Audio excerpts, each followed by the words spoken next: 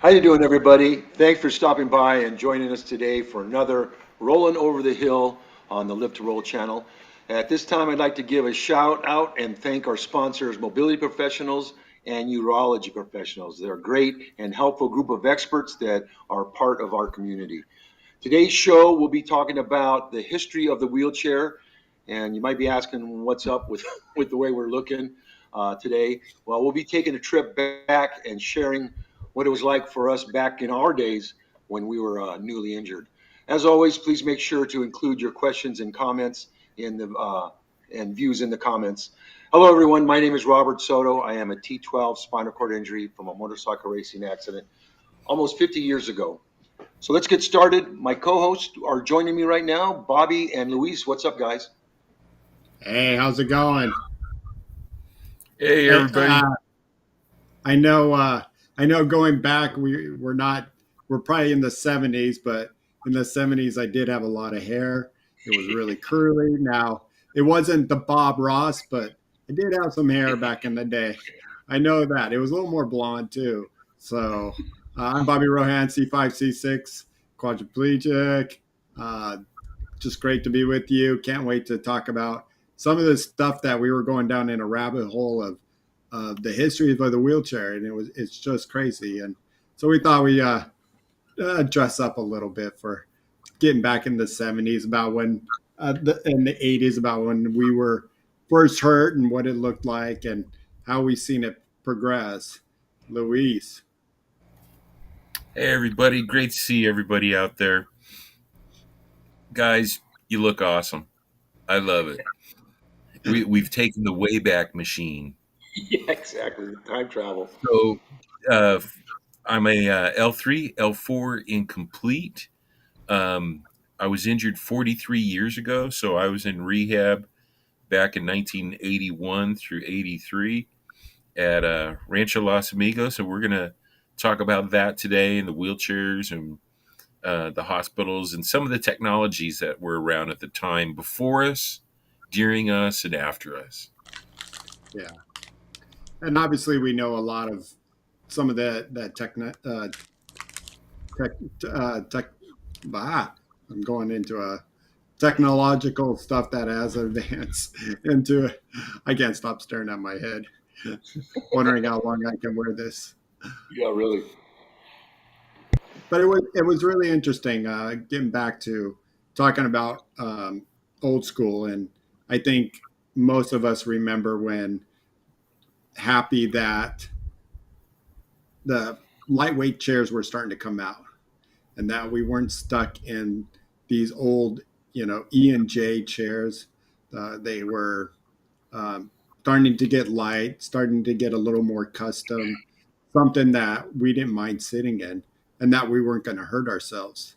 Um, some of the other old stuff that I can remember, like the beds. Now, I wasn't in probably the striker bed, and we'll talk about that later and show pictures. But I was also in a bed, yeah, striker bed. You can show that, Shawn. So these old striker beds where they would just, Memories. flip you and turn you, and I was in something that was electric that went all the way up to the side and then all the way to the other side. Where one person came in, she was a good friend of mine, and she started grabbing the bed because it started turning on her. And she was like, "What's going on? Help, help!" And like they came in, they're like, "Oh, the bed's supposed to do that." Yeah, that striker Rest bed that the assured. picture is there. That was what I was in for a while. Every 2 hours, man. No matter what, they came in and rolled you over to the face, either on your back or on your front side. So they used to have a mirror placed at the bottom of the floor, so when people came in and you're on your belly, you can at least see who's there and talk to them and look at them. Instead of Yeah. because and we'll again, I don't want to start getting too much into this because I kind of want to just share real quick about the history of the wheelchair because I know we were talking about it earlier, and I am totally surprised at how far back the wheelchair goes or furniture with wheels.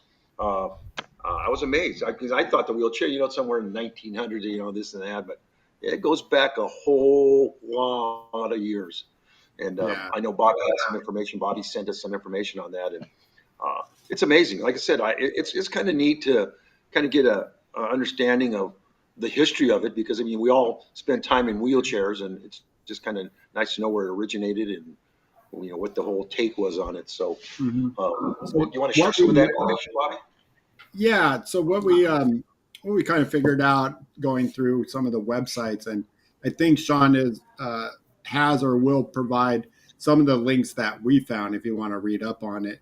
But the Yeah. first one that caught my eye was that furniture on wheels was going back to the Egyptians' day, and that in 530 BC these are what the wheels on furniture were. Usually they were for more of the elderly and more for, I think, comfort and for royalty as well. Hmm. I mean, so you're thinking back, it's going back pretty far before Christ. And you're like, wow. Okay. So they were, you think, okay, the wheel came along. Next thing you know, they're thinking about putting a seat where you can sit down. It's pretty amazing that you didn't think you would hear. Um, and then it goes from, thinking about the first propel, where no one's pushing you, you can push yourself. So in 1655, this was the first chair that you can propel yourself. Um, 1655. That's amazing. Yeah. right. And I don't know if you were, pointing out a couple of the features on it. One, there's no hand rims, and we'll talk about that, in a bit. Um, all the wheelchairs up until I think getting into the E and J, which is like 60s and 70s, they were all three wheel. It was that back wheel. Um, so you're thinking about which is a great design because when you have your wheels all the way forward, it's so much easier to move and turn, and you're not going to flip back. The problem with these big wheels in the front and one in the back, transferring. It's Yeah. not practical for transferring unless somebody is actually lifting you up and putting you in there. So think about, that people were lifting people up to put them into these types of chairs. And as you can see, it's wickered, it's wood. So I don't know how much cushion or what they thought about putting, for the comfort or your back or It um, doesn't, it for your doesn't look like body. much. It doesn't look like much comfort, man. No, it doesn't. Uh, we found like a cool picture, and I think Luis, you brought this up. If you want to put that one up, it was from 1730, which was like pretty much saying it's a box on wheels, and it's hand cranked. Um, Pretty interesting that they're already thinking of almost like the hand cycle. Um, Yeah. so it was. I don't know where your legs really went. Maybe this is more for amputee. Pretty strange the way they use the clog wheels to propel that thing forward with that box.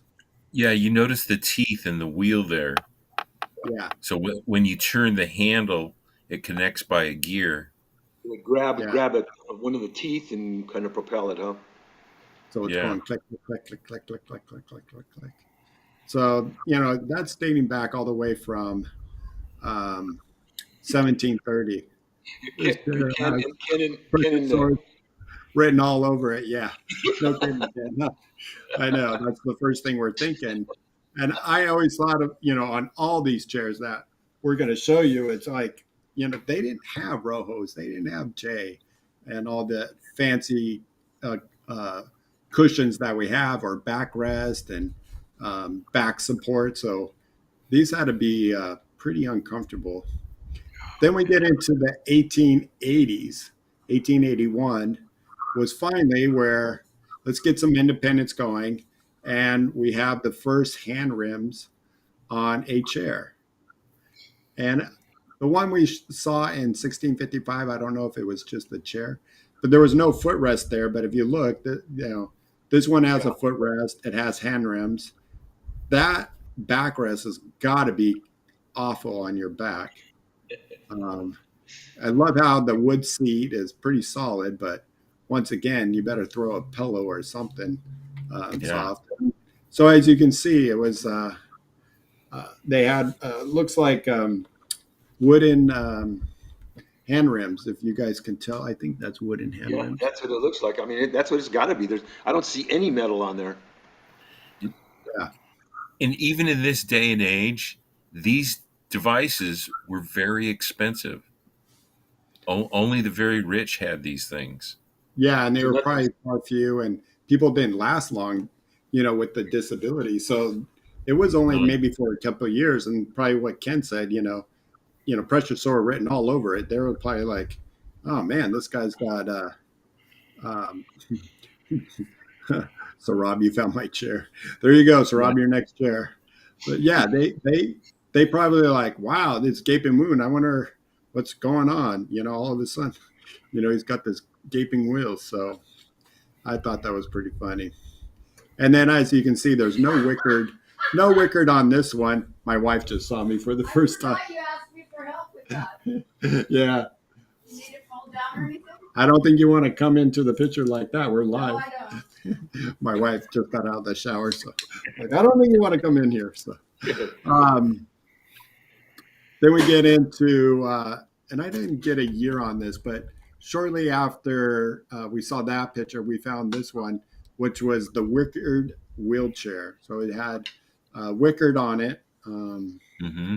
This one looks really Square ones. similar. Yeah. Yeah, looks really similar to mine. I have one of these in my house, and the one thing that you can see where the butt is, how there's a worn spot there. Yeah. So I don't know Yeah. if that's somebody's ass or what, but pretty amazing there. And I noticed though this one doesn't have hand rims or not. But they were talking about how Wickard was a pretty important part of these wheelchairs back in the day. What's Eh, funny though is this one does have, if you guys can tell, it's got the wired wheels. Yeah. Spoked wheels. Yeah, those are spoked, and those didn't start coming out until the 1990s. Shawn, if you want to put the next one where it gives a little bit of a better picture with the spoke wheels. Oh So yeah. this one has, And handling. really good hand rims. Like this was probably the upgrade of all upgrades. Um, Yeah. As I noticed on the back, there's two smaller wheels in the back instead of just a single 30. Yeah. Single 30. Yeah. So it looks like they right. have. At least it appears Also, I that way. think on that one, the back was adjustable. Yeah. Yeah. I was just about to say Adjust that, the Louise. angle on that. I think, Wow. yeah, in the early 1900s, that's when they were getting into the backrest coming down. Something funny that we did find when going through some of these, it became more of, and I don't know why they called it, but they called it a bath chair. And I think this was more um, for the rich, kind of. I'm not sure. But the funny thing is, we were going through it, and you didn't see this in the 60s, 70s, not even the 80s about hand crank. You know, some of the hand cycles were starting to come out, but I have the attachment where it's on my, I attach it to my chair, but they started thinking of having a chair with the hand cranks. So you're just kind of like moving so you can move your chair without having to propel it. So I thought this was an interesting chair. It came out in 1910. Wow. Look how cumbersome it is, though. I mean, Yeah. I mean, they were getting into the development of like, making it a little bit easier to propel, but I mean, just look at the framework and all that. Just how, Could you Right. imagine trying to transfer into that? wow, man. No. You know what this kind of reminds me too of? Did anybody ever see the widget? Do you know what the widgets were? Or No. I think they called them whip. So on your chairs, they attach to the hubs of your wheels, and you went like this. Oh, And okay, so yeah. when you went back, you would go forward, and then you would go like um, when you move it forward, it's getting it back into the to locking position to go like this to move forward. So Yeah, I remember the projections on the hand rims. yeah, the quad Remember those? quad grips Quad or pegs. Quad peg. pegs. Yeah. Yeah, Yeah. I tried those out one time for and Ken, I don't know if you ever used it, if you want to chime in, but I used the quad pegs once and my wrists were killing me. I just didn't have the wrist strength. I don't know how people did that. So I was like, and then you have to be so precise. Once I got going, it was like, you put your hand down, it can be tap, tap, like, especially when you're weak. So, Yeah, or trying to slow down, you know. yeah. Because I know For, they put me in a chair just real quick, in a quad peg chair, and that was the first chair I ever used just because they had to get me into the room and all that. I had no clue. I go, what the heck? I was just right there and then I go, this isn't going to happen, Rancho gave me one as well. I wasn't always fully this able. I had both my arms were broken, both my legs are broken. I had a lot of crush injuries.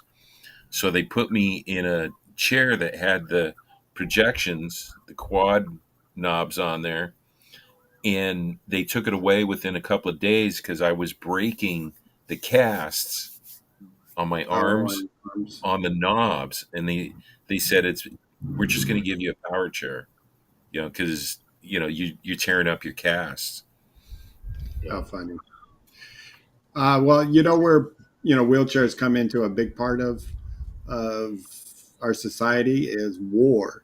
So we found out, a soldier from the Confederate side, he injured. It looks like um, burns on his legs. And I'm not sure if this one was attached to the chair where he can put his leg up, which I thought, Hmm. was pretty cool. Keep I it think, yeah, elevated. his name was, I know it had like, I think it was John something. John John Armstrong in a wheelchair. So kind of Hmm. came across that with the Confederate War. Now The Um, they, extended now leg that, rings. yeah, now look at that one got away from the spokes, or at least they went into their bigger spokes or whatever, just kind of almost like the Spinergy wheels. That one chair, that has the 12 spoke. right, right. And then going into royalty in the early 1900s was Queen Yeah. Elizabeth III. Hmm. So she had this as uh, how to get around when she was getting up there in age and not able to walk around. So yeah, that was something I thought was funny to find. But luckily, in the 1950s, technology started to come around, and both Luis and I found this picture and thought it was great. But the first power chair, and as you can Yeah. see, I think nice one little must have weighed battery a on the ton. back. Look at the battery pack on that bad boy. It had to weigh a ton. Right. So I didn't find out when the first, aluminum or metal or, the heaviest chairs came out, like what this chair looks like. So this chair is, if you think 1950, they had already started coming out with, and I don't think this is an E&J. I didn't look up the history of E&J, but I'd be curious to find out if when E&J started. I'm not sure. Don't quote me on this, Oh, but I I think got it. it was 1903 or Nope. 1906 or something like that. Okay, you can put up the picture. 1933, actually. Uh, th- 33. Okay. Okay. 1933 is when Everson and Jennings first hit the market with this chair. I think they're still using that style in some of the hospitals too. Yes. So Invacare was before E&J. Invacare was Yeah, I before. think Invacare is older. Oh, really? Yeah. But Uh, they've changed names a couple of times. So okay. they didn't always used to be called Invacare, but they had like the inventor's first name is the name of the company, Then they changed it to a name I don't want to mention because I don't want to put Invacare on the spot. Because people get upset over wordage. So eventually they've changed the name and um, But they're back to Invacare now because I mean that's on a lot of things that Right. are out there.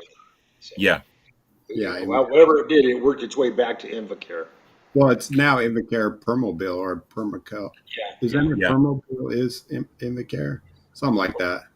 Permobil wasn't that the name of one of the first companies for the wheelchair as well? Another wheelchair that was, I think in my readings I read Permobil They was. had one. I think it was the standing wheelchair. It was Okay. that one or Levo. But what can you guys pick out something out of this chair that makes it different than the ones we saw beforehand, though? X Besides fold. the what's that? This is an X folder. It's foldable. Yeah. So I Yeah, think these were. I think that's what I read was these were folding chairs. See the X. yeah, Excellent. So then finally we had some people innovating chairs these days, and we talk about it here a lot with Robert. I had used one in the hospital. I didn't order one. Luis, did you have a Quadra? Quadra? I had a Quadra. That was my first chair, my first Okay. personal chair.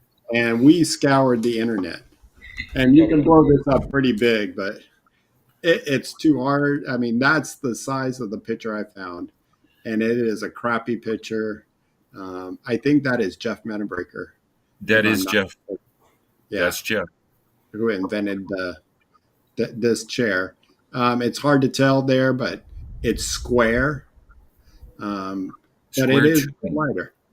Yep, Square and it's tooth. not folding. It's a rigid chair. No And too brakes. bad. What one thing that I wish we could get a picture or the way the axle plate worked. That would have been that Yeah, would have been pretty cool. But I have another picture of the old style tennis when they were playing. So they were playing with these big E&Js, uh, um, wheelchairs, and I yeah, think right there, the guy who has Rancho, he's in a Quattro. I know it's hard to tell, but and his partner there is in that old style E&J. So you got Brad to. is that Park. an E and That's J or Brad a Park. stainless? That's a stainless. I'm not sure if it's E&J, but it's it's it's lightweight for back then. Yeah, and lightweight back then was 35 pounds. Yeah. So I just thought those were. That's when we were first starting to get into some of the lighter wheelchairs. You know, some I can go back to is um, presidents. Even a president used a wheelchair. So I got to go FDR. to Washington D.C. and go visit FDR's memorial site, and so here's a picture of me next to FDR, and I should have Nice. sent Shawn a different one from the side, but the chair that he sat in. Do you remember? Anybody remember what the Yes, size of it? It was what? It was. he was a big man, so I think his chair was a 19 or a 20 wide, something like that. But the thing is, it was as small as it could be because he didn't Yes, want people to recognize him as in a wheelchair. he To wanted the downplay chair what. to be smaller than him so Yes. that people wouldn't see it. Yeah. And so when I was next to this, and I think it's the actual size, his wheelchair was smaller than my wheelchair. Um, we live here in Southern California. Down at the harbor, we have the USS Iowa, which is called the Battleship of Presidents. And they have FDR's presidential suite there on the battleship. And we can actually roll our wheelchairs through that suite on the battleship. And you can see, even back then during the war, he had an accessible room so that he could roll his wheelchair through the suite, and it had an accessible bathroom and the whole shot. So if anybody wants to Google that and take a look, there are photos of it Mm-hmm. and some video. Sweet. Something else, that I came across that I first um, I had to use when I got my first Quickie GP when it was first out on the market. This is the chair. Of course, rehab thought I would gain weight, and they got me a 17 by 18 wheelchair. Oh man, I Today don't I even. sit in, today I sit in really a 14 and a half, uh, 15 long wheelchair, 6'2". It's like, whoa, I didn't need all this wheelchair, but that's what I got. But one thing is they wanted me to order a power chair.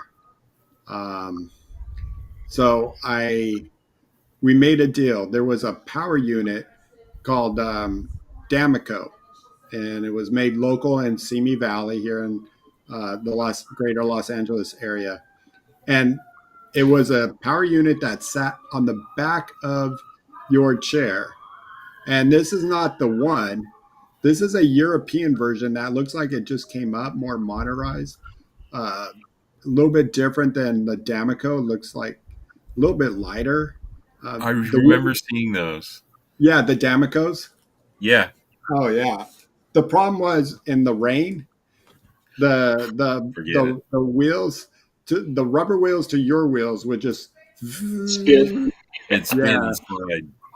But so yeah, the battery pack is underneath the seat there hanging, right? Is that what that is? yeah, yeah. And I don't know if Ken, you're still here. Ken did use those quad pegs. Um, Wondering if he had to use a Damico back in his day as well. So I uh, tried to find it and couldn't find it. Was the power chairs that had the belt drives and the marine batteries? Do you remember the belt drives? so that's what I used in the hospital. And you take your hand off the and a cool, a funny little story, not cool, but my therapist at the time just got this brand new car, nice little Sportster Mazda something, and she's like, "I'll come downstairs and show you." So I come outside, and she comes out of the parking lot, and I was going to tease like I was going to get really close, and I let go of my joystick, and it was bam right into her side of her car, brand new, 2 days old. I Oh just put a man, gouge in it because it just coasted. You're like, dang. So yeah. yeah. Hey Donald, we got 47 years post injury. You're right up there with Robert and Louise. So yeah, that first. Hey, CNY, thanks for the heads up. What's that? Oh yeah, Peter Frampton in 2 weeks. CNY, yeah, Yeah. Oh yeah, 2 weeks ago we saw him. Yeah, awesome. Frampton's coming up out here at Yamava. Yeah. So hey, what's up, Black Olive? Um, Then we were getting into some of the sports chairs. And I think, obviously we saw the old school tennis, and then they had basketball. The other hot sport was racing. And this guy, I think was one of the first to build a racing chair, which was Bob Hall. So Bob Hall made some Yes. amazing wheelchairs. Were those the And shadow racers? Shadow Yes. racers? wasn't the Shadow Racer. So at first it was a four-wheel racing chair, Okay. Yeah. and then Shawn, if you want to put it up, then it went down to three-wheel racing chair, which was Shadow. And it's so funny, these companies. There was that Shadow wheelchair, and then Shadow racing chair, Shadow water ski, and Shadow was bought by Quickie, and then Quickie dominated, their took over and kind of screwed it all up. Stopped making the racing chair. Um, I'm not sure. Did I send that to you? Maybe I didn't, Shawn. So it was a three wheel. I got one. It was a bitch to get in, bitch to get out. Yeah. It was fun once I had it set up, but it was so hard to do. And those push rims actually mounted right to the spokes of the wheel. So they had a little screw clamp. So you would have to screw that little clamp to each individual spoke to get the push rim on there. And if they Yeah. weren't just right, you'd pull the push rim right off the wheel. Yeah. And the funny thing is, when you're doing the racing chair, you're going with your back of your hand. I don't know if I can get further back, but you're going with the back of your hand and you're whipping it like this. Yes. So that's how a lot of even in quad rugby, a lot of quad rugbies go with the back of their hand. And then now they have these gloves where it's almost like a quad hand. It's a fist like this and the thumb sticks out. And now it's just boom, Yeah, boom, I've seen boom. those. Yeah. I've seen those. So if you ever watch wheelchair racing, it's amazing. Yeah. Just so I think you want to talk about this next one because I didn't think it was that early, but Luis thinks it was 1991. He got one of the first um, titanium wheelchairs. Yeah. That's actually my wheelchair sitting in the garage right now. This was a all titanium chair. Um, Triumph Foundation just recently hooked me up with these wheels. I don't know where Walter had them stashed, but these are the same wheel rim and hand rim that originally came with this wheelchair. And I'm actually going to restore it. Sweet. So I bring it back to original condition. I noticed one of the pictures you sent had the old H strap Yeah, for instead of just the calf strap, it's an Oh H yeah. strap. I the really H But like you know strap. what? I love the H strap.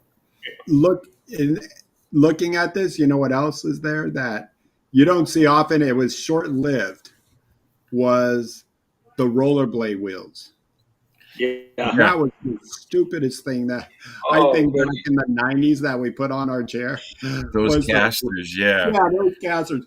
They're great for turning and everything, but man, when you hit a crack, you hit a crack. Yeah. You They were felt. good. Sean, do you have a picture of this from the front? You get Um, I they're don't good think I for sent court it to chair. him. They used I to be only good sent for him court. that one. Shoot. there was another short-lived feature on those chairs. Um, my Quickie Revolution still has it. There's a roller on the bottom of the foot plate, so that Yeah. if you tipped forward, Rolls. Yep. the Oh chair would yeah. roll instead of catch My, and my flip you my over. quadra chair had that. I had the quadra chair and they had a couple little wheels that were just small little roll, just neoprene. Yeah, Yeah. Uh, it did help. the They did help because the picture you took, Luis, it just cut off that roller. You see the nut, the bolts to it, Oh, but you just yeah. So it yeah. doesn't. Yeah, but it did have the rollers on the front, um, that's and yeah, funny. because that's the side one. And Um, all that roller was a piece of PVC pipe. Yeah. yeah, but it actually did save your ass sometimes. It Oh did yeah. well. The beauty of it was that instead of a couple of little rollers this big, it was actually this wide. It was a good 6 7 inches wide, depending on your footrest, Yeah, and and it was then great. I got some. I thought I'd throw them in there because these are old school pictures in the '90s. The first one is me water skiing with my own water ski, a shadow water ski, till I broke my leg. So that's Oh, me. It's a dude. great shot. Yeah. So Yeah. as you can see, for those who are, that's the rope going right between. There was a split in the ski where it attaches to my water ski, and so the boat has to pull it. And then I'm sitting in a cage, and my feet are out in front of me. So that's a picture of. I think I was out on. It was called Ski West in Bakersfield in the middle of nowhere. And Oh, so those chairs had pretty deep bucket then, right? Kind of like Yeah, you were yeah. plopped in there, legs hung over, and that's how I busted my leg. So when the water came up, it took my left leg. I think I get. I'm always trying to show a pointer, but nobody's gonna see it. But it took my left leg up and out, and then over my left shoulder. It's Oh like geez. whoa. So because they didn't pull the rope in time. So and was then this Lake Isabella? no, this was Ski West, and uh, outside of Bakersfield or Was out, Ski West one of those man-made water yeah, there was skiing like three of roads? them, and the professional water Okay. skiers would have little motorhomes out there. It was hotter than crap too, and Yeah. that was probably 1995. And then also I had, and these are provided from my good friend Anthony. I gave these pictures to him a long time ago, and I'm like, hey, can you scan those and send them over? Because I haven't seen them in forever. He shows this to everybody, but here's also Shawn, in here. the Buy Unique snow ski. I did Yeah. not like doing the outriggers and them holding on with this tether and me going clunk, Yeah. clunk. I said, just hold on to me. Let's go to the top of the hill and let's ski. And then this is us taking a jump. I think I'm about, I don't know, it looks like 4 or 5 feet, 6 feet off the ground. Where's this at, Bobby? This is at Big Bear. Nice. Blow it up more, Shawn, and I'm going to show you something. Keep blowing it up.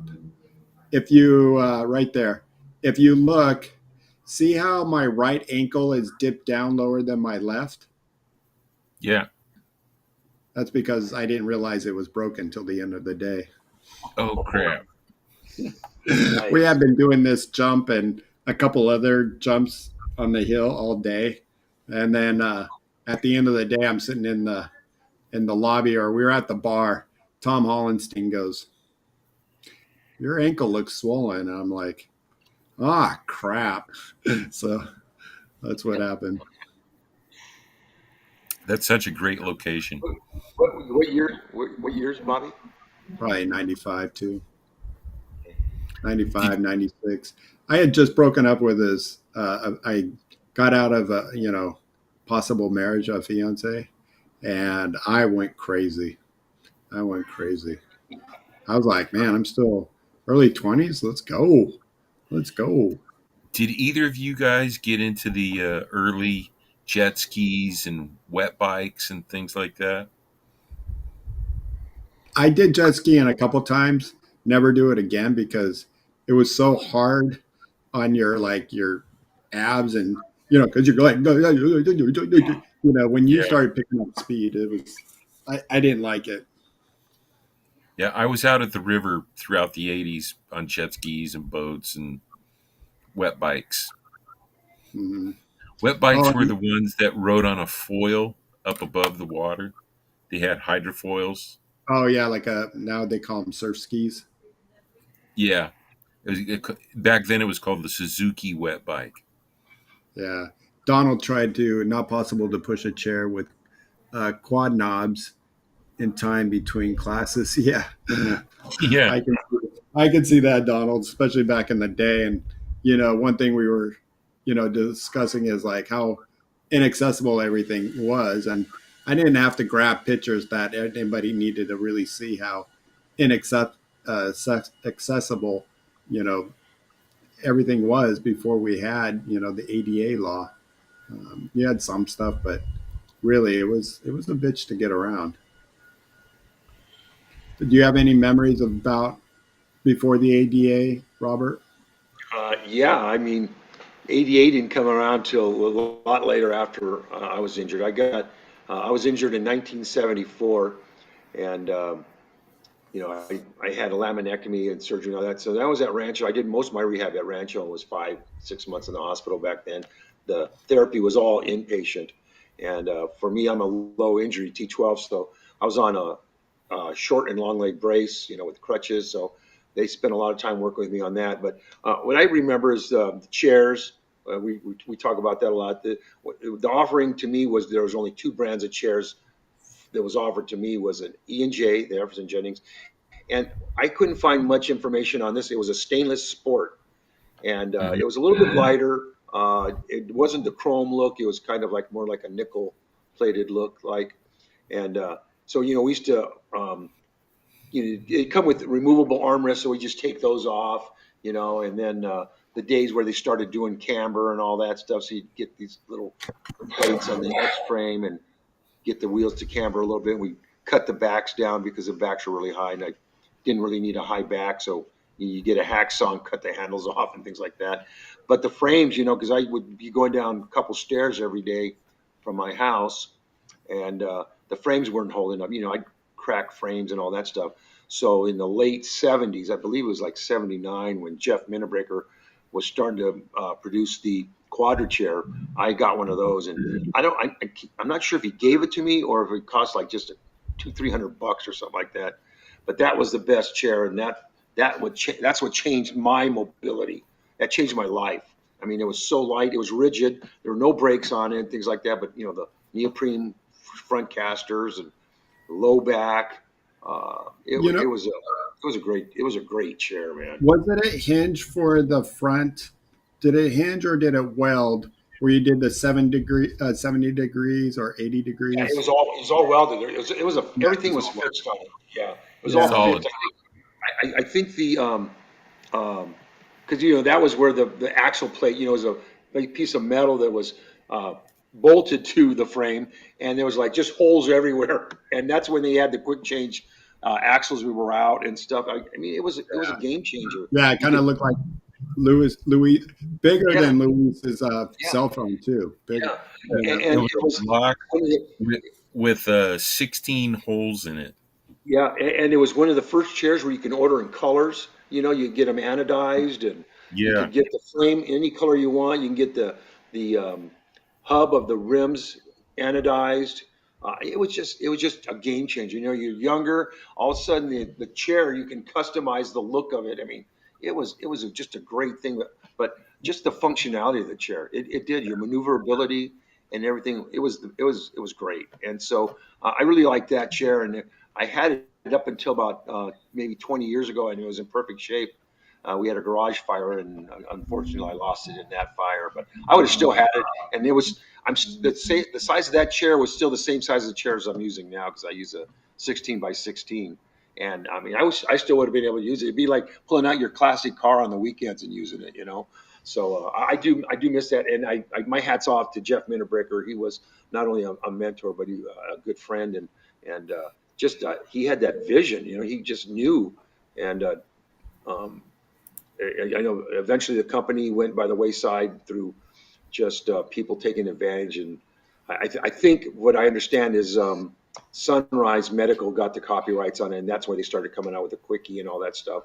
Because I yeah, know when I went from the quadra chair, I started needing a folding chair because I was working a lot and stuff like that. So I started buying cars and got a van. Qua- So we Quadra fold the was chair. Quadra as a company was founded by Jeff Minnebraker, Dave Kiley, famous NWBA coach and player for the Well, Catalina Condors, and I think Marilyn from Quickie may have been involved, and Marilyn one other Hamilton. person. Yeah. Yeah, Marilyn Hamilton. Well, Yeah, because and So I they think were there were four Mary partners. Bogle was involved somewhere in there too as well, because and Yeah, Brad yeah. Parks, because he sponsored. I know Jeff sponsored. For the wheelchair and tennis and all that was the push for the quadra chair. I mean, that So was that yeah, was that picture right there is Dave Kiley with his two young kids. I mean, now they have yeah, kids, but yeah. that's an yeah, old That picture used to be a from. Casa Clina. When you walk into Casa Clina, it'd be a big old picture on the wall there, yeah, Yeah. and because I know Dave Kiley was like a year ahead of me at Rancho, um, and yeah, Yeah, and he's I still know he was around. a pretty low injury. I think he was ambulatory. At least he used to be. I'm not sure how it is now.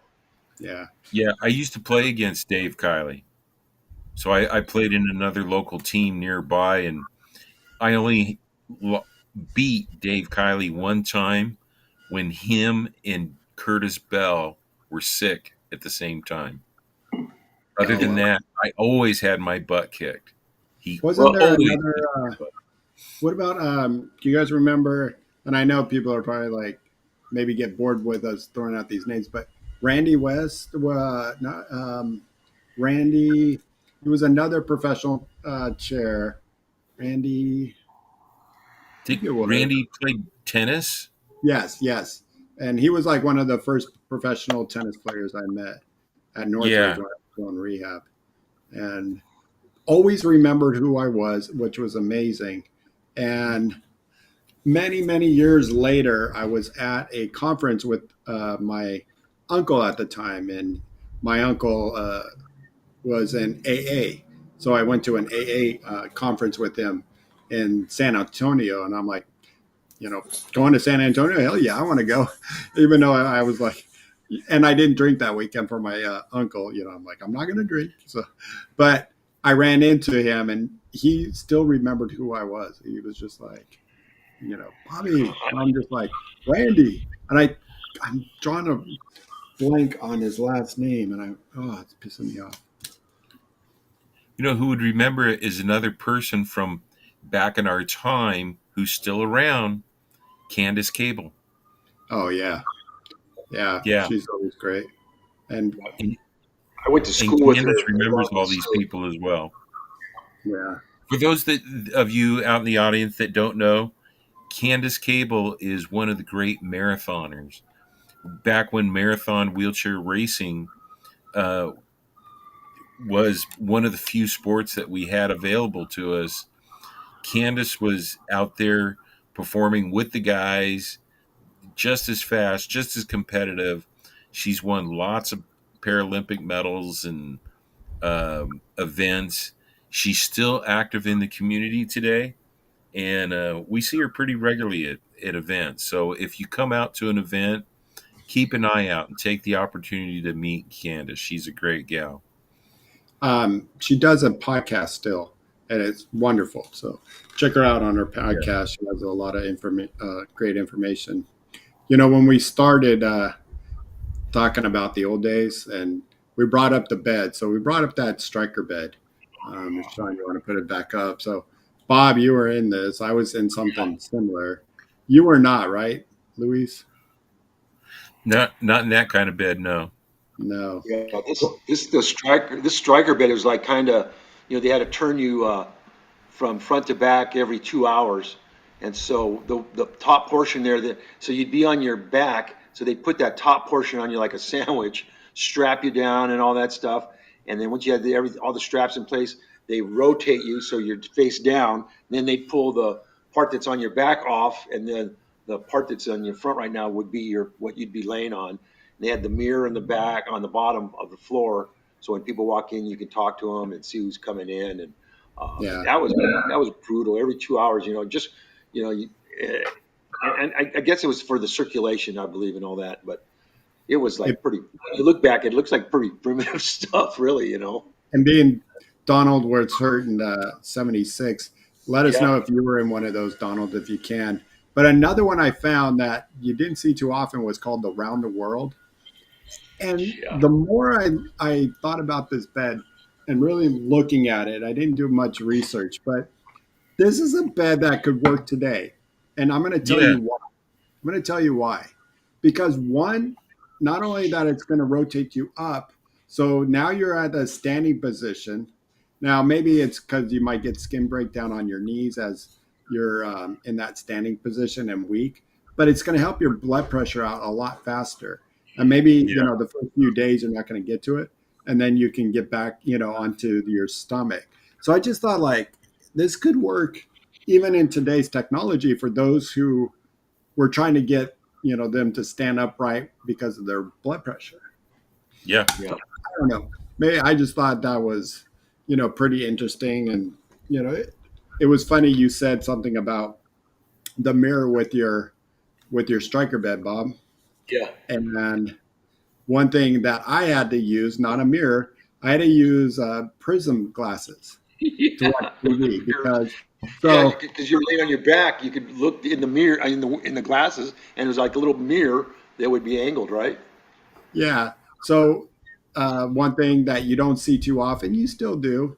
Um, yeah, and we're going to talk about that, Ken, about old movies. So uh, Tom Cruise, where the scene where he was throwing up from the striker bed because they left him there too long. And he's Yeah. like, I was just throwing up. So I thought that was um, Donald. Yeah, circle bed for me. Wow. You Um, can relate. I wish I could send a photo. Prism glasses, yeah. So put up a picture of the funny Halo one. I thought this was cute because this is what I felt like every day, but I could not flip off anybody. But there you go. That was the full halo.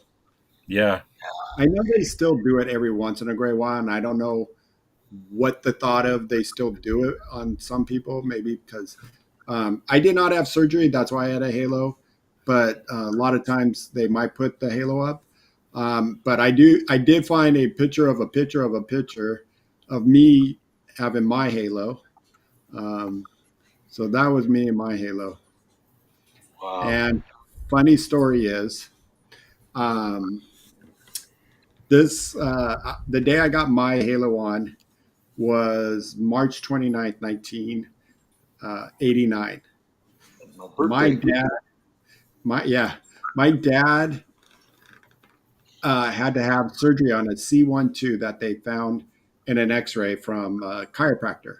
He said, before I work on you, I want to take some X-rays on your neck because he felt like this numbness going on, and so they found out his C12 was slipping, and they're like, one good little hit to your head, you're a goner.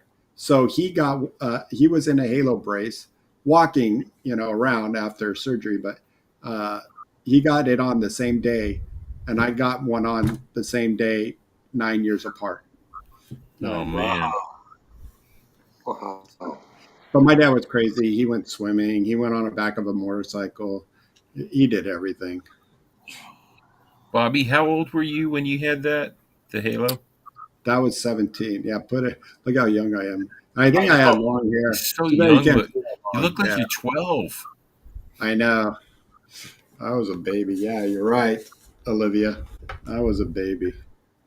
So I think this was in a magazine or something like that. Somebody did an article, and then they started putting stickers all around my bars and stuff like that. It was so Yeah. funny.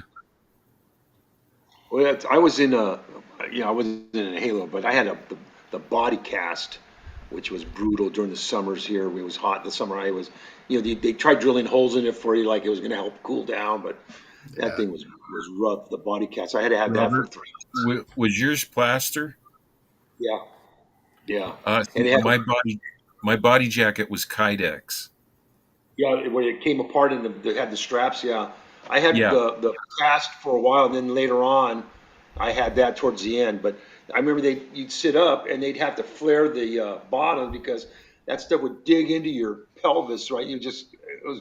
I mean, I think they use braces now, like a brace, like titanium braces and Yeah, the it's stuff. it's nothing nowadays, Yeah, and a lot of exactly. times Yeah. a lot of times it's a collar nowadays. Yeah, Uh, there's all kinds. Just the differences now. I know it's crazy. Um, One thing Quickie Mickey said is haven't tried skiing since the first time, which she didn't find too fun with the outriggers. That's why I had them hold on to the back of me and let's go. I didn't like it either, but haven't tried it since. Too cold. I did it the first like 5 times I did it all day on the mountain. I love skiing because I used to ski before my accident. And then after a while, I was like, okay, my back's starting to hurt. It's getting a little cold. Back hurt. Getting a little cold. Colder, colder. And the last time I ever went, I did one run in the morning, and that was it. And I knew I was done. So yeah, Kent's yeah. mentioned he was in traction with something called a wishbone. Ken, is that the one where it pulls? I think you have a strap, and it's supposed to pull your neck Oh, yeah, straight as okay. well. Yeah, because I knew the day after my accident, they told me, which was the 28th, is the only reason I knew this. That was they came in. They told me I'm going to have this halo brace, and I started crying and no, I can't deal with the halo brace. And the doctor's like, I haven't even told you what it is. How do you know? My dad's like pointing the big old holes in his head, Do you want me to pull Yeah. and your so um, wig down now? no, don't worry about it. Uh, he pulled. Here's my wife. Just gonna. Oh, Oh, you're losing my head. Oh, there we go. sorry guys, I was on a walk. I didn't know he wanted my. Yeah. That You is look tight. cool. There it is. There it is, buddy. I like the hair, guys. I like the hats. Yeah. So, Fear, loathing, in rehab. but my mom, yeah, my mom at the time, she didn't have the heart to tell me you already have two holes in your head from traction. So I was in traction too. So yeah. So he had it, yeah, two screws above my probably ears, with 8 inch pounds of weight. 8 pounds, yeah. With eight Wow. pounds, I said 8 inch, 8 pounds of weight. So Did you um, guys have Harrington rods as well? I didn't get rods. I didn't Neither have did any I. surgery. No, Yeah, no rods. Yeah. I didn't. I didn't have any surgery at all. They didn't like the way my C6 had exploded, and so C1, C6 and 7 is kind of like sort of on top of each other, and 6 is just crumbled. And like Mm-hmm. to this, this started a couple years ago where the shoulder to the elbow gets numb a little bit. And if anybody ever sees me on the lift to roll, especially on the Tuesdays, I'm like this or something, or moving my neck. It's because especially in the way my neck is positioned, it goes numb a little bit. And had it looked at, and the surgeon's like, that is a wreck inside your neck. I can't believe nobody did it. I'm like, he goes, I can clean that up, and it's spinal stenosis. I can get rid of it. Let's schedule surgery for maybe next week. And I'm like, no, not, no. I'm too scared to go into my neck. I don't know. I just, um, yeah, Well, I still try to avoid as many surgeries as possible. It's yeah, like my shoulder. It's like my shoulders. I could have probably had some things done, but I'm getting too old now. I don't recover like I used to, and it's just real debilitating because I'm already, it's already getting to be a struggle now just without any surgeries. But I don't know. But I've always, I had to have surgeries, the laminectomy to pull the stuff out of my spinal column and spinal yeah. cord Yeah. and all Chris R said felt like his head was going to be pulled off. I remember that. Ken said two titanium plates and 11 screws. I have a rod in my femur when I said about my water skiing, that. and Same that here. has 9 or 10 screws. 11 in your neck. Oh my gosh! So that's crazy. But the one I thing have. I was going to say this real quick. The one thing I do remember my Halo doing is getting loose all the time. So it would be like Mm. wrenching around. And so Dr. Rosen, They come and tighten every them up. Sunday, Get the old craftsman out and tighten them up. yep. And he's like, so this is what he would do. And I caught on because I'm like, you go, okay, so like, let's see if we can move your head. I'm like, nope, I'm trying. And he would We'll just play, huh? take my jaw and go like this. Oh, Oh God. you go, sorry, bud. And he'd just come in and just tighten it. It's just like, so Sundays, that's if people see the NASCARs and number 3 flag, Dale Earnhardt. Sunday Yeah. was me and watching NASCAR because I couldn't concentrate on any. I didn't want to see anybody. I was in pain, little trickles of blood coming down. Um, oh, I hated it. It was a pain in the ass. I remember getting it off, crying. And my mom's like, "Why are you crying?" Like, I think it's more of joy. It was, Yeah, tears of joy. so Well, I have a pin in my femur and all that stuff because I fractured mine. But I'm trying to find out because this was back in 1977 for me, and I'm trying to find out because it's stainless steel. It's not even titanium. Or I want to verify that because there's some tests that I have to have, and they're kind of invasive. And if I can find out if that's titanium, which I don't think it is, I can get MRIs. But if it's not titanium, then I'm stuck with some yeah. invasive some invasive tests. Kelly said he had 35 pounds hanging from uh, stretching out his neck. That's a So, lot. and he has you beat, bud. 35 pounds. Dang, Kelly. Whew. They did a number on you. And remind me, Kelly, what year your accident was in. I'd be curious. One thing I can Yeah, Mickey was also remember traction. Just remember them adding weights and pulling. Apparently, I was given some mech to make me forget. Semi worked. I forgot the pain, not the experience. Yeah, Some probably medication. med. Yeah. Um, you know, thinking about the old days, I thought about movies as well. So the first Yeah. movie that always comes to mind, and we're talking about Rolling Over the Hill, and the first thing, one of the first movies we saw, and I remember seeing this with my mom and dad. They rented it on VHS. We had a VHS tape early on, before a lot of people had it, and it was Coming Home by John Voight Yeah. and Jane Fonda. Jane Fonda, right? Jane Yeah, Fonda, John Voight, and Bruce Dern. yeah. So I had a part in that when back in the did you? day. Yeah, I was. It was a few of us that we were at Rancho. We would go there on weekends and do some sports and stuff. So they were doing some scouting and all that. So I got on contract with United Artists or Orion or whatever it was. So I was a day player for the movie. So I got a speaking part in there and stuff like that. But it was kind of fun because I was a film, television, radio, film major in school. So it kind of gave me Hmm. credits and all that stuff. So I mean, it was fun. And like I said, we the movie was kind of in a weird position because it was the first of the Vietnam movies, and Yeah. Deer Hunter and Coming Home were the first two coming out. They weren't sure if the public was ready for it and all that. Then to have in Coming Home to have a veteran in the wheelchair and it was a lot going on in terms of the culture and all that. So uh, Was it it was. was it based off a true story? Okay.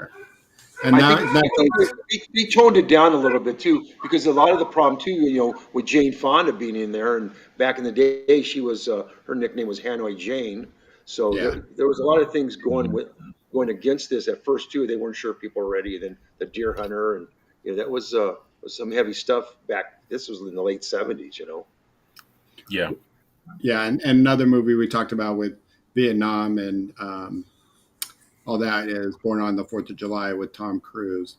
Yeah. And I think this is what year was Coming Home? Do you remember, Robert? So, yeah, I think it was released in '77 or '78 because I know we filmed it like '76 or '77. Yeah. So yeah, I got it. I think Born on the Fourth of July. If I remember, I think I saw this in rehab when I was still in rehab, which I wasn't really thrilled to watch at the time. Like, Hmm. uh, and and all this guy did was complain and bitch and moan, and it was like something I didn't really need to see. But it kind of, it kind of brought it real. You know, too much for me at the time. I think Yeah, it was. yeah, yeah. I wasn't ready for it, and I haven't seen it ever since. Even if I see it flipping the channels, I'm like, nah, I don't need to see it.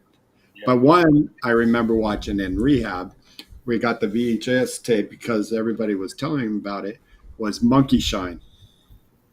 Yeah. You've got to see this movie. It is I was great, looking at it. I was looking at the stuff especially that. especially for quads. And maybe if I looked at it again, um, I'd be wrong. But this guy really played off a quadriplegic very well for not being in a chair. They didn't hoke around with it. They made him look pretty amazingly real as a quad. Um, he was a higher quad, didn't have his upper body. They did a sex scene in it where his girlfriend got on top of him. So I was like, hell yeah, if they're doing it, I'm going to do it one day. I loved it, and I should have ventured to watch this again and see if I can find it. But great movie. It's about somebody that got a monkey as uh, an assistant monkey, and unlike a Yeah. dog. So, and I've heard they still have a foundation that has monkeys for the disabled. They do. I think it's called And, Helping Hands or something like yeah, that. helping hands or carrying monkey, helping monkey. I forget. Yeah. Yeah, Just to add on to this subject line, anytime somebody says I would like to have a monkey as an assistive animal, I tell them watch Monkey Shines first. Yeah, don't don't You'll inject change it your with any mind. trial Yeah. medications. Yeah. Yeah. I also do that because my family, my aunt and uncle ran a simian rescue, which is monkeys and apes and whatnot. And those monkeys that are used for as assistive monkeys most often are capuchins. Yeah. And capuchins make terrible assistive animals. No monkey should be an assistive animal. They're just not right for it. And most of them end up being put down because they can't. The states will pick them up. They'll be malnourished, undernourished, abused. Mm. Once they get evaluated, they can't be returned to the wild or a sanctuary Right. or any place else. So they put the animals down. Yeah, and monkeys, Not an ideal very, situation. it's like a parrot. If anybody ever had a parrot, I didn't, but a friend of mine did.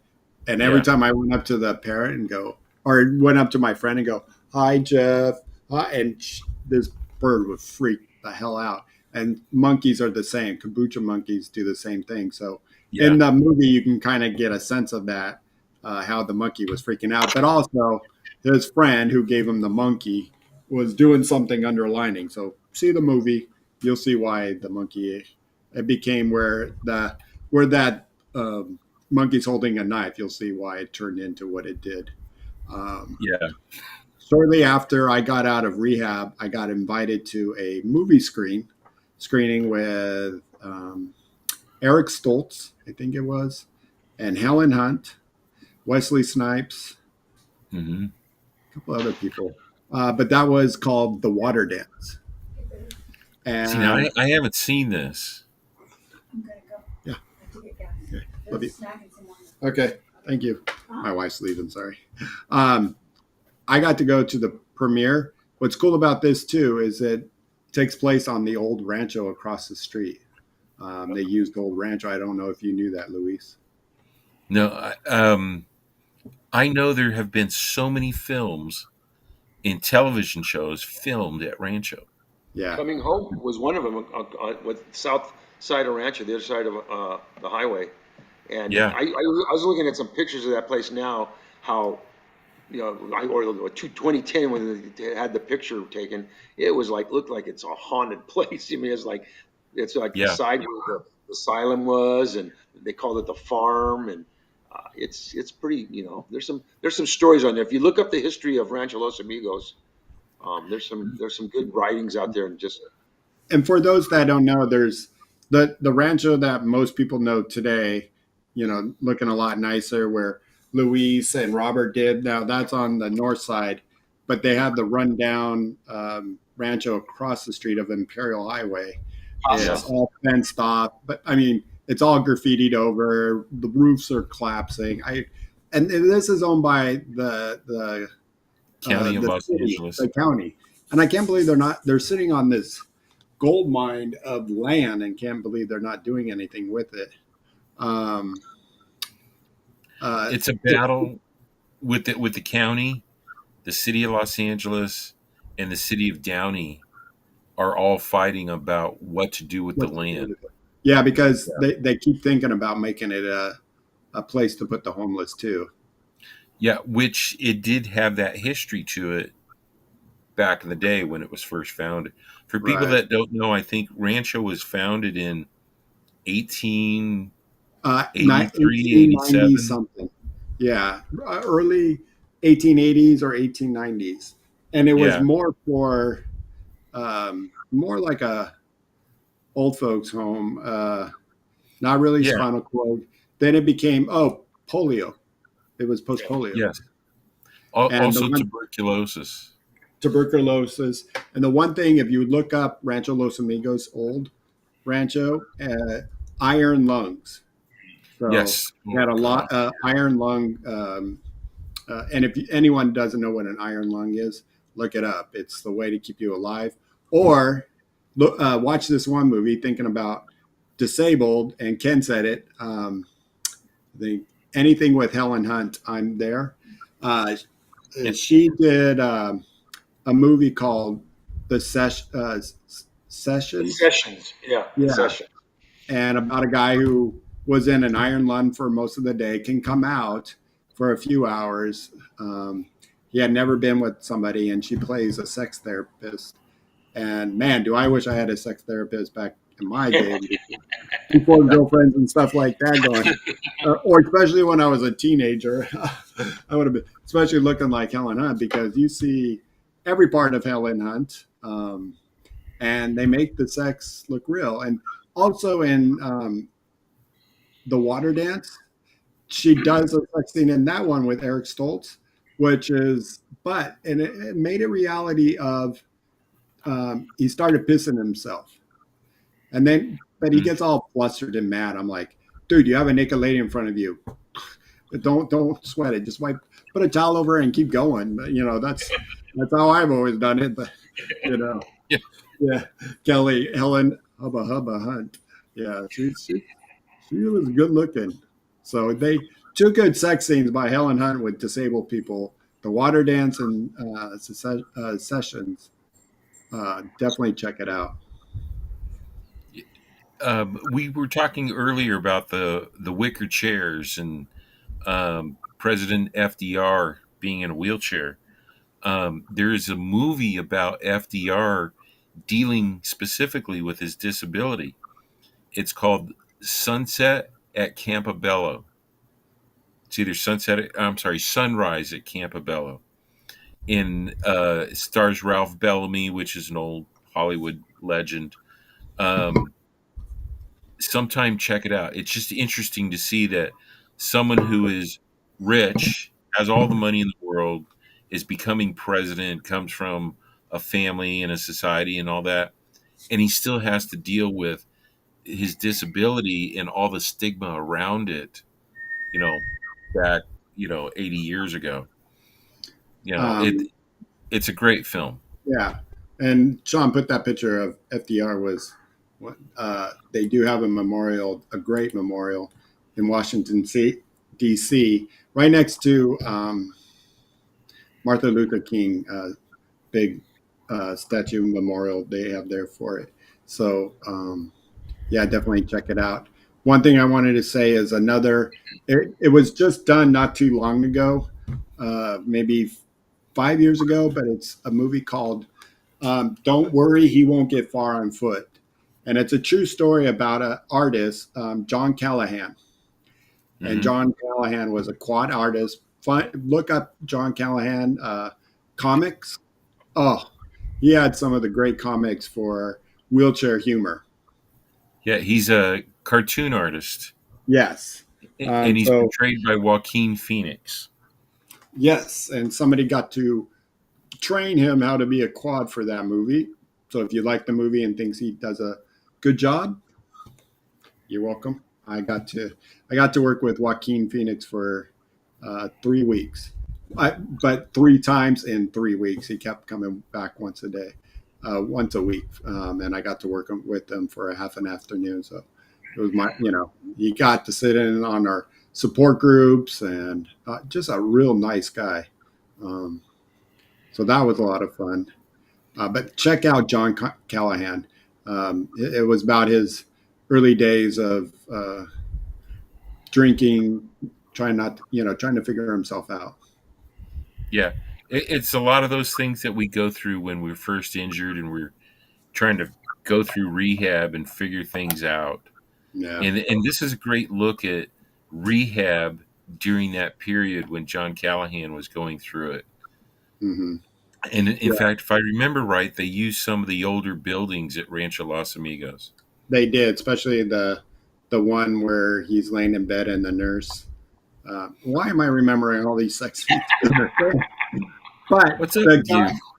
I know, but the guy they used, they asked me if I wanted a part in the movie, and I just said no, I'm good. I don't, thank you though, but I don't need a. I've done movies, and I'll tell you one movie I did, and I said no thanks, and what's his name? Drawing a blank. He was always at Rancho helping out a lot of patients with the gang violence program. But they gave it to him, and he was in it was like being in the rehab room together, but a curtain, and he hears what's going on with John Callahan's character getting the nurse to get on top of him. Now, if that really happened, who knows? But I just thought it was something my roommate Bill Miller begged for every day. Oh, he would ask this one nurse every day. Every Yeah. day, please show your tits. Please show your tits. Please, just one time. And he just got married a year before his accident, and finally, like his last day, she was like, "Here you go." Like, you beg so much, I have to do it. But I back, was. Go ahead. I was going to say, back in the day at Rancho Los Amigos, we talk a lot about Rancho because both Robert and I were patients at Rancho. Bobby, I think you were at Northridge or someplace. Yeah, but I had to go to Rancho for a lot of like little studies and wondering if I was getting tendon And then transfer. Bobby, you worked there at Rancho, so you were 10 years. You know the history. So back then, the dormitories that we were in, there were 6 patients to a room. Nobody had a private room or 2 people in a room. This was 6 patients, and the nurses would walk in and snap the rubber glove and go, "Okay, everybody, it's bowel night. Everybody's drinking coffee tonight. We're gonna clean you out, or shower day." It was entirely different experience than what you experience in rehab today.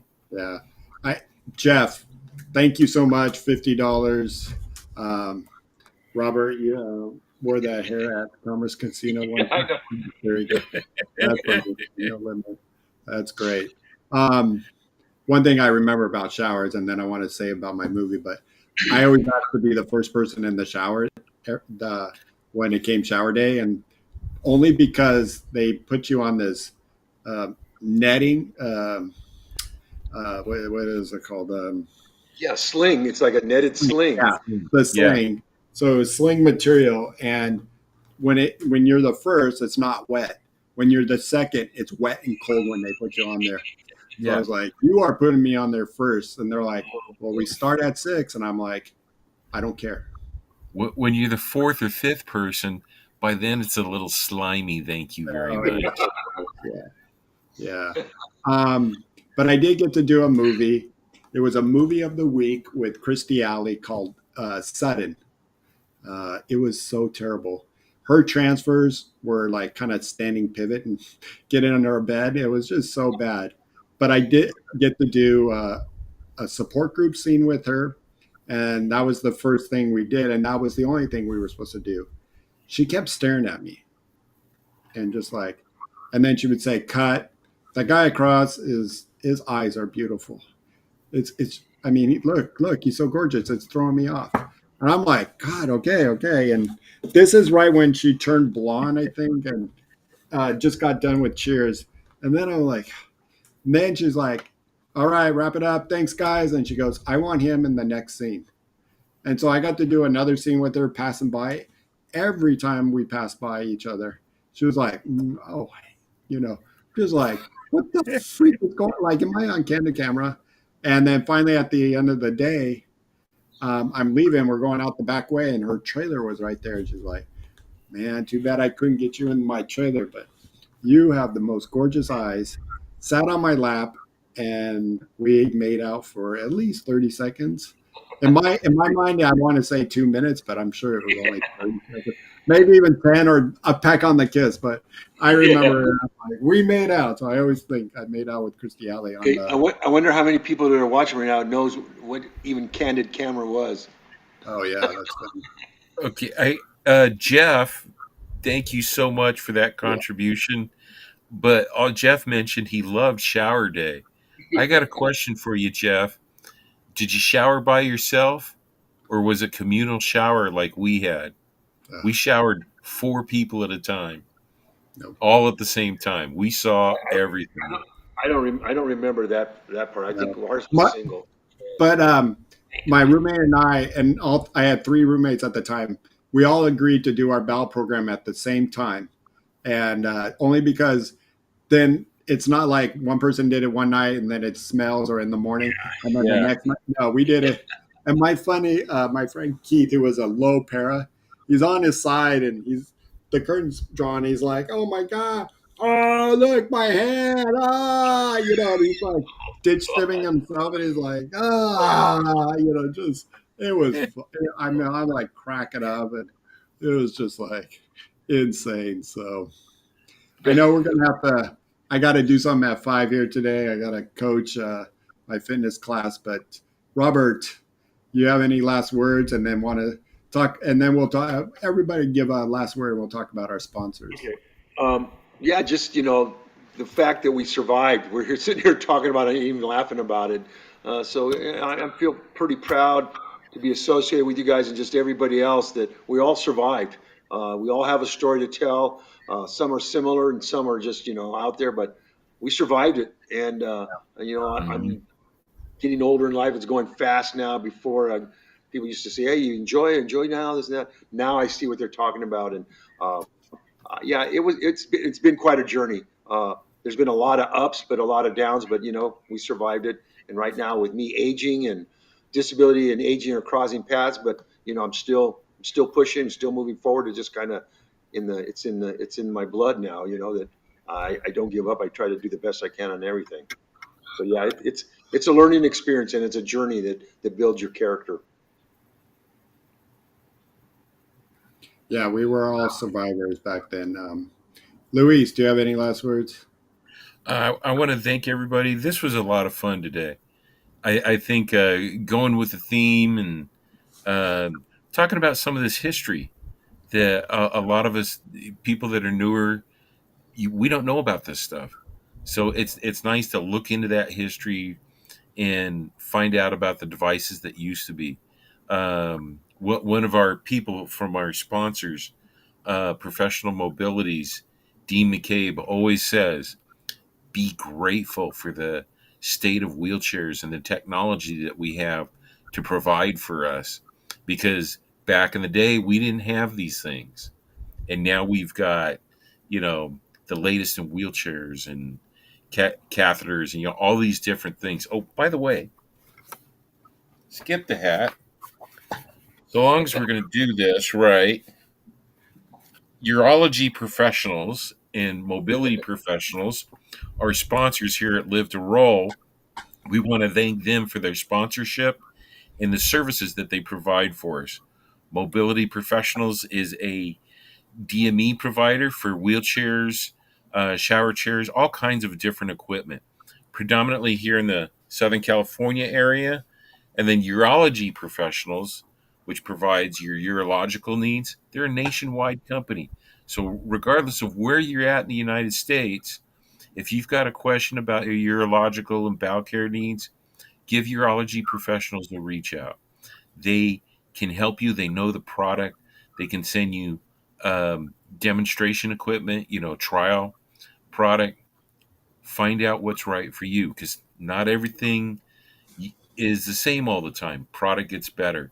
Product changes. There's new sorts of devices to use. So ask, and we appreciate you asking our sponsors, Mobility Professionals and the Urology Professionals. All right, Luis, put your hat back on. I'm going to take a quick picture, a screenshot. And Donald, you're on Facebook. Unfortunately, I don't use Facebook. Live to Roll does. You can find me on Instagram. Um, I just want to say what a fun. For those that joined us late, uh, check out the beginning because we brought up a lot of the history of where the wheelchair started and come from. So here we go. Say cheese. All right. So, I mean, this was great to talk about the old days. I'm sure we can find more and more history. Oh This yeah. was a little bit of a dive. And I called these guys. One day we were fooling around with black and white when one of our shows couldn't be live because we were having microphone issues. But I thought we got to do a show in black and white, and I thought this would be the first one. So thank you, everyone. Don't forget, next Tuesday is our regular Live to Roll every Tuesday at 3:30. Shawn, Tom, myself. I don't know the topic yet, but make sure you check out our gaming for all you gamers out there. Every Wednesday, 5 o'clock, 8 Central or Eastern. Tom, a bunch of his buddies, Sarab, and friends, they play a lot of Fortnite and a lot of new games. And then next Thursday, check out Brianna and our women's. They're at 3 o'clock. They're the only ones at 3. We're going to have to talk with them because sometimes they're at 3:10 because the girls tend to be a little bit on the. No, I'm kidding. But they check them out on Thursday. Easy. So, and then we'll be back in 2 weeks with another Rolling Over the Hill. So, hope to join us. Thank you so much, everyone, for the comments, everybody in the chat. Jeff, huge thank you for the donation of $50. Really appreciate it. Everyone, live to roll. Have fun. Thank you. Thank you. See you next time.